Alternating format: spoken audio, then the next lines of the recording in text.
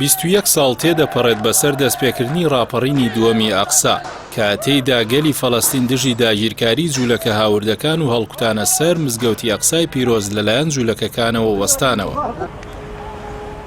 لە ڕۆژی 28 ئەیلولی ساڵی 2000دا پاشکستی گفتوگۆکانی کامپ دێڤید بۆ کۆتایهێنان بە داگیرکاری زیاتری زەویەکانی فەڵەستین، ئارێل شارۆن کە ئەو کاتە سەرۆکی پارتێکی ئۆپۆزیسیۆن ئیسرائیلی بوو بە ڕەزامەندی ئیهۆد ئۆڵمەرت سەرۆکوەزیرانی ئەو کاتە لەگەڵ 2000 پاسەوان و هێزی ئەمنی هەڵی کوتایە سەر مزگەوتی ئەقسا.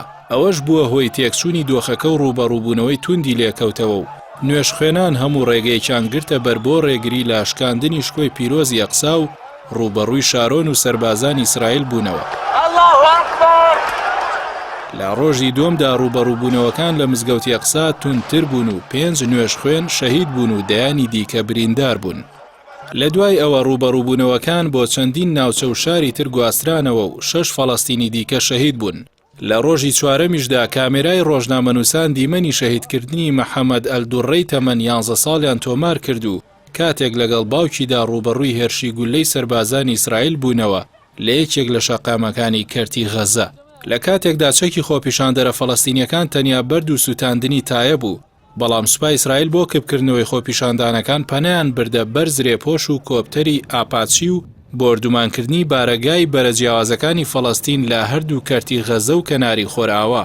لە 2 هەفتەی سەرەتاشدا نزیکەی 100 فەڵەستینی شەهید بوون. سەرەڕای ڕاگەاندنی ئاگربەست لە 7 تشرینی ئەو ساڵەدا، بەڵام سوپای ئیسرائیل بەردەوام بوون لە شکاندنی ئاگربەستەکە و تیرۆرکردنی هاوڵاتیان و سەرکردە فەڵەستینیەکان. لە دوایەوە ئیسرائیل لە ڕێی پرۆسەی تیرۆرەوە بافرۆکە چەندین چالاکوان و کەسایەتی سیاسی و سەربازی فەڵەستینی تیرۆر کرد کە ئەو پرۆسەیە بۆ ماوەی چەندین ساڵ بەردەوام بوو تا گەیشتن بە تیرۆرکردنی شێخ ئەحمەد یاسین، دامەزرێنەر و ڕێبەری بزوتنەوەی حەماس. هەروەها لە ساڵی 2002 زرێپۆشەکانی ئیسرائیل چوونە شاری ڕامەڵڵا و ئابلوقیان خستە سەربارەگای یاسر عەرەفات سەرۆکی ئەو کاتی فەڵەستین تا کۆتایی 2004 ئەو کاتی دۆخی تەندروستی تێکچ و ڕەوانەی فەڕەنسا کراو تا ئەو کاتی لە دۆخێکی گوماناویدا گیانی لە دەستدا ئابلوقەکەی لەسەر لانەبرا.